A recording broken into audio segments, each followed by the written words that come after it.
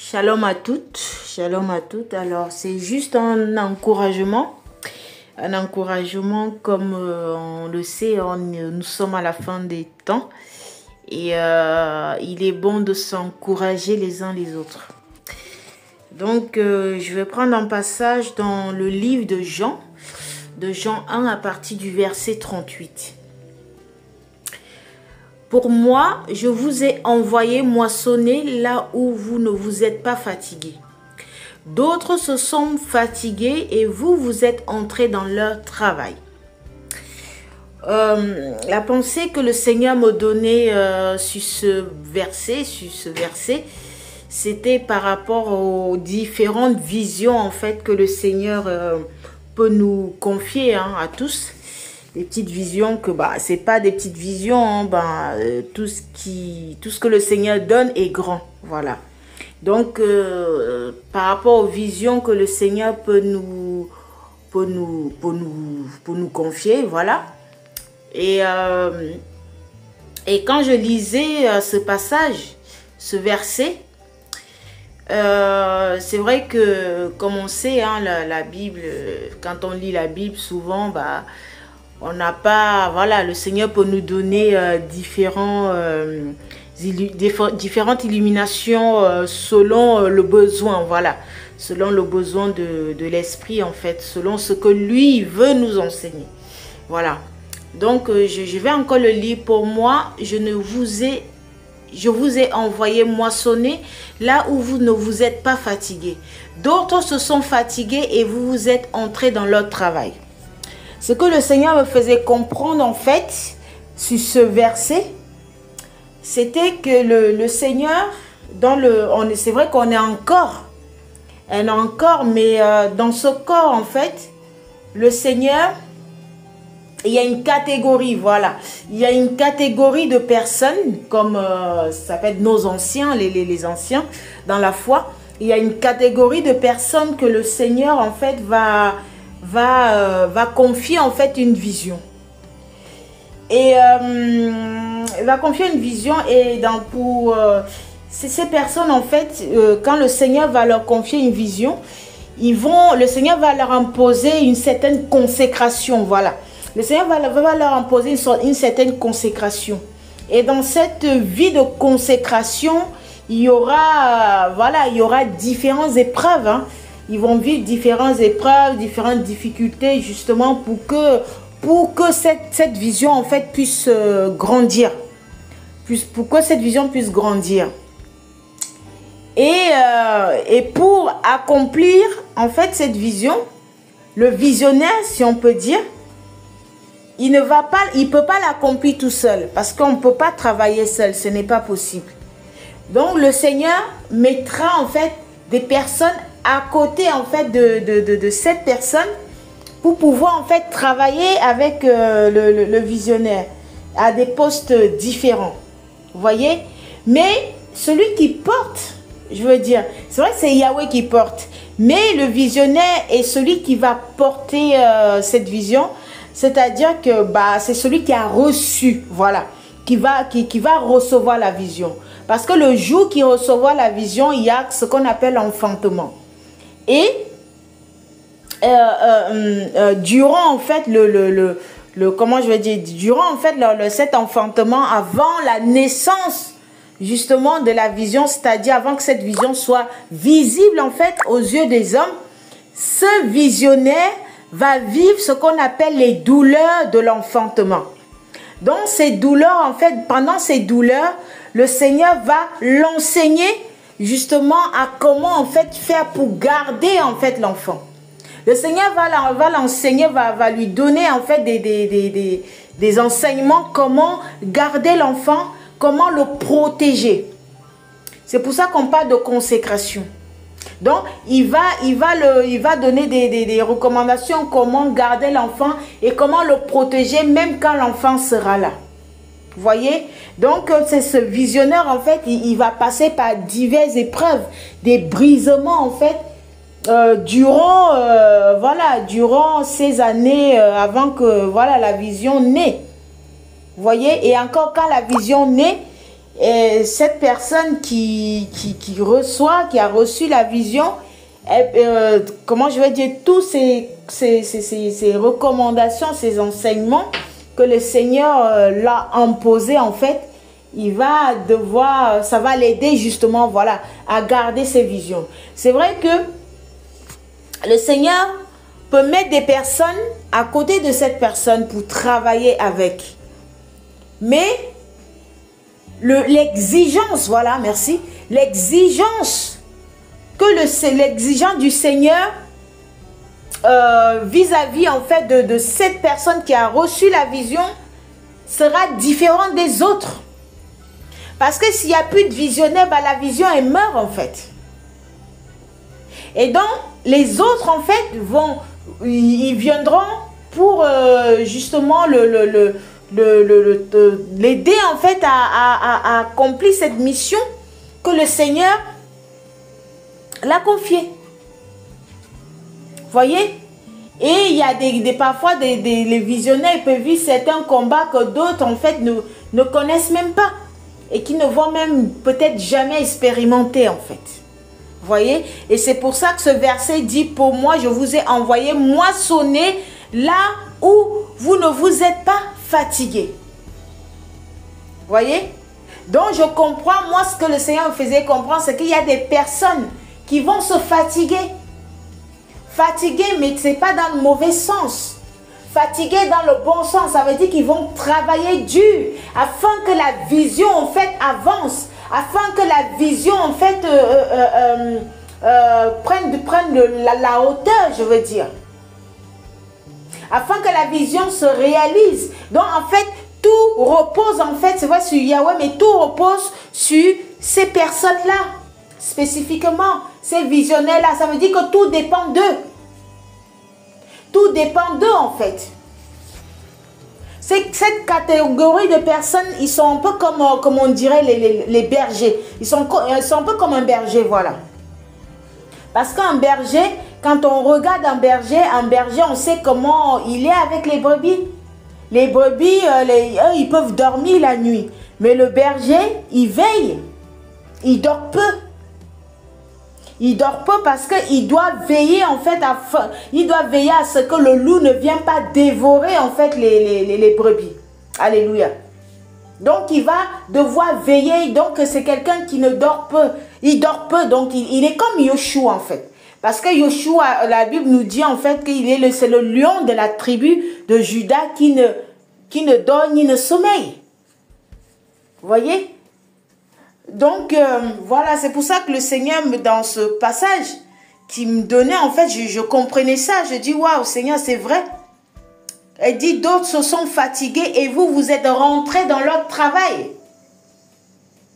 Et je comprenais, en fait, que il faut vraiment qu'on ait vraiment ce respect vis-à-vis de ceux, en fait, qui sont arrivés avant nous.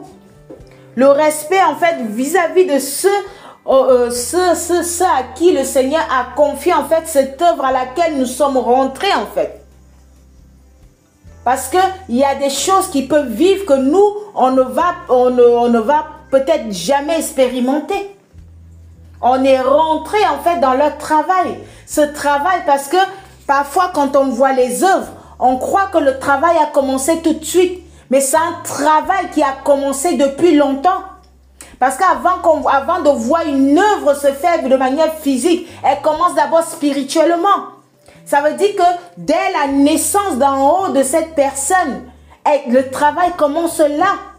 Cette personne a commencé à vivre des choses, expérimenter des choses, à éprouver les douleurs de l'enfantement. Même il y en a parfois, ils ont éprouvé pendant 20 ans, pendant 10 ans.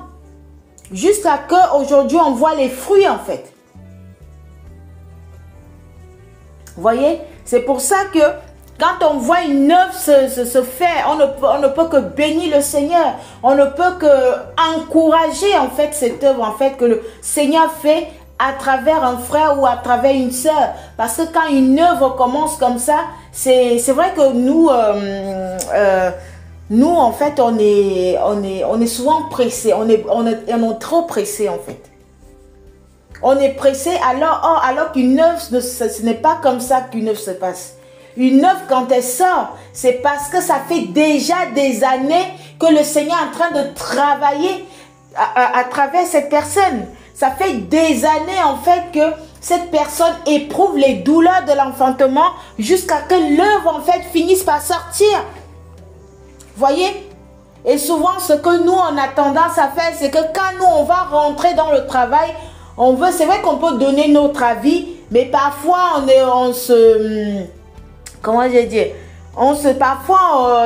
on arrive, on veut faire des chefs, on veut s'imposer, on veut prendre des postes, voilà.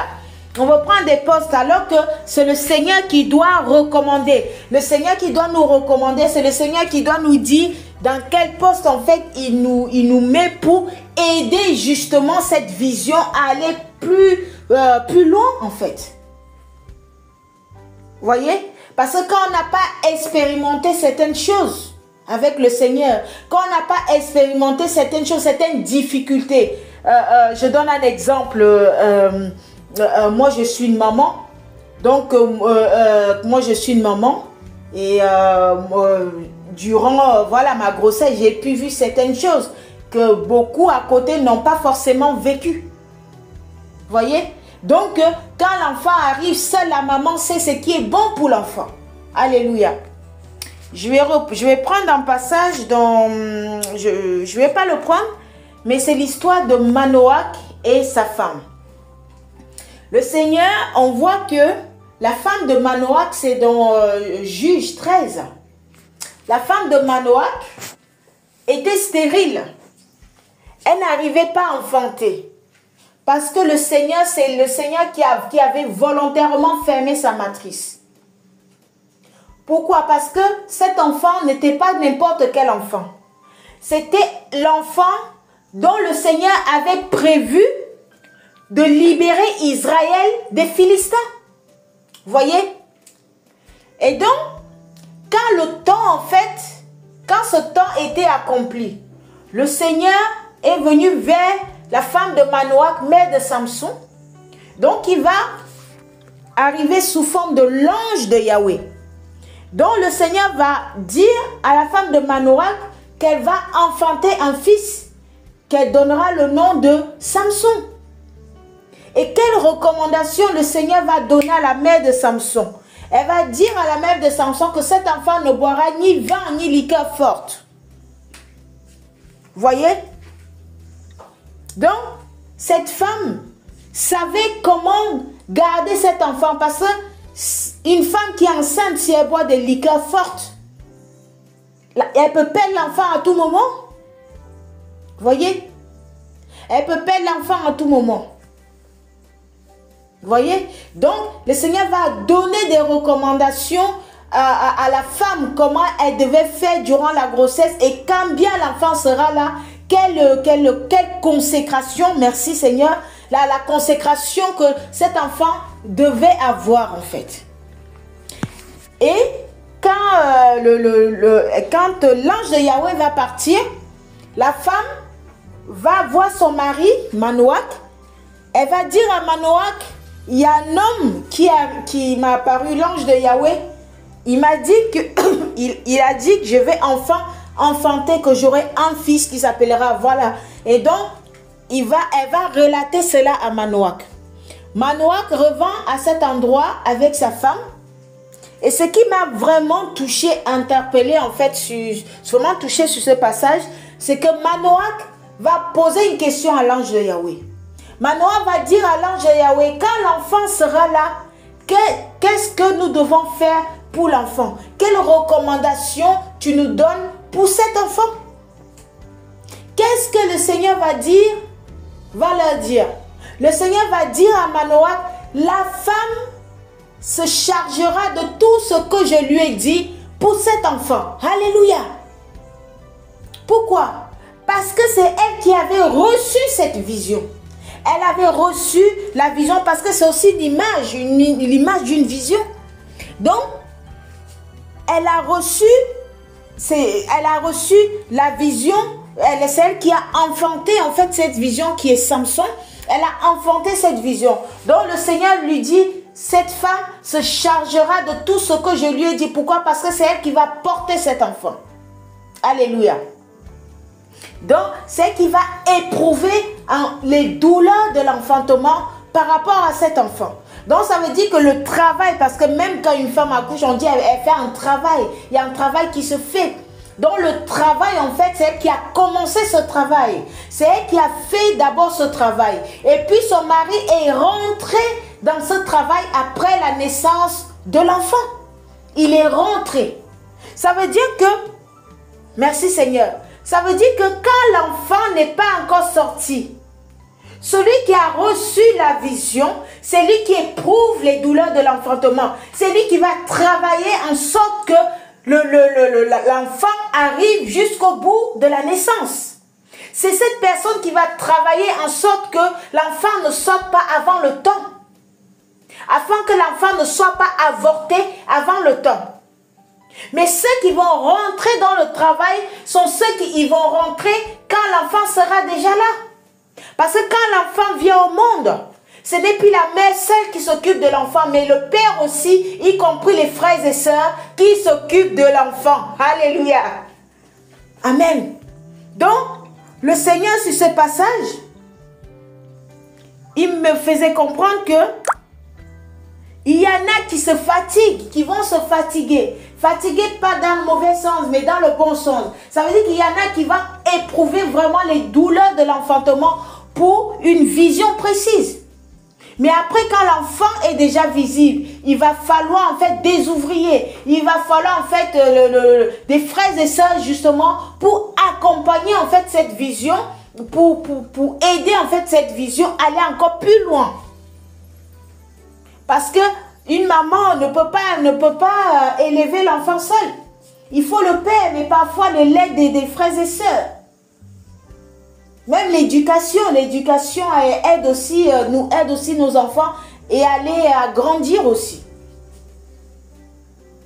Donc, ce ne sera plus la vision, le visionnaire, ce ne sera plus celui qui a enfanté, qui va travailler seul. Mais il y aura toute une équipe auprès de cet enfant pour travailler.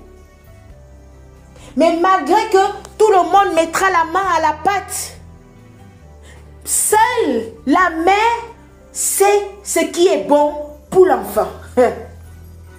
C'est pour ça que même la nature nous enseigne. Hein, la nature nous enseigne que quand un enfant n'est pas bien, tout le monde peut passer. Ah, peut-être, tout le monde va dire peut-être, ça se trouve, l'enfant a ça. Mais la maman, elle a un discernement terrible. Parfois, elle sait directement ce qui ne va pas pour l'enfant. Alléluia. La mère sait ce qui ne va pas pour l'enfant. La mère a cette capacité une capacité que le Seigneur a mis en lui ou en elle pour dire ce qu'il faut pour l'enfant. Donc, pour la vision, c'est la même chose. Vous voyez? C'est pour ça qu'on a tendance à voir nos grands frères dans la foi ou d'autres, voilà, nos sœurs. Et on a tendance à voir que mais quand on veut trop prendre certaines décisions, il nous reprend, mais durement, on ne comprend pas. On ne comprend pas parce qu'ils savent ce qui est bon pour l'enfant. Ils savent ce qui est bon pour l'œuvre. Ils savent mieux que nous. Je veux dire, il n'y a que le Seigneur. C'est vrai que le Seigneur sait tout. Mais ils savent mieux que nous par rapport à cette œuvre. Parce qu'ils ont porté cet enfant. Ils ont porté cette œuvre. Voyez? Et c'est à eux que le Seigneur a donné certaines recommandations, certains secrets en fait. Comment en fait garder en fait cet enfant. Alléluia. Donc, ce que je voulais vraiment dire ce soir, le petit encouragement que je voulais faire ce soir, c'est vraiment de respecter. On doit vraiment respecter en fait, je veux dire, quand on rentre dans un travail, quand on rentre dans une vision, ce que le Seigneur faisait comprendre, c'est vraiment de respecter ce travail-là, de respecter vraiment ceux qui portent cette vision, ceux à qui le Seigneur a confié, qui ont reçu cette vision. Parce qu'il y a un discernement que eux ils vont avoir, que nous, on n'aura pas en fait. C'est vrai qu'on va pouvoir travailler avec, eux, on aura une charge, ça veut dire chacun aura sa charge, on aura une charge à faire, à accomplir chacun, mais celui qui a vraiment porté cette œuvre-là, c'est le visionnaire. Vous voyez? C'est vraiment le visionnaire. Parce que ça me rappelle aussi la marche de Josué. Josué après la mort de Moshe. Vous voyez? Après la mort de Moshe. On a vu Josué en fait qui a mené à bien en fait, qui a vraiment amené cette vision, la vision que Yahweh lui a confiée, celle d'amener les Hébreux à Jéricho, à Canaan. Vous voyez?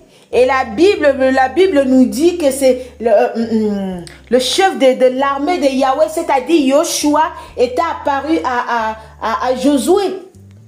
Ce n'est pas aux autres, ce n'est pas à Caleb qu'il a apparu, ce n'est pas aux d'autres guerriers qu'il a apparu ce jour-là, mais il a apparu au visionnaire qui était Josué.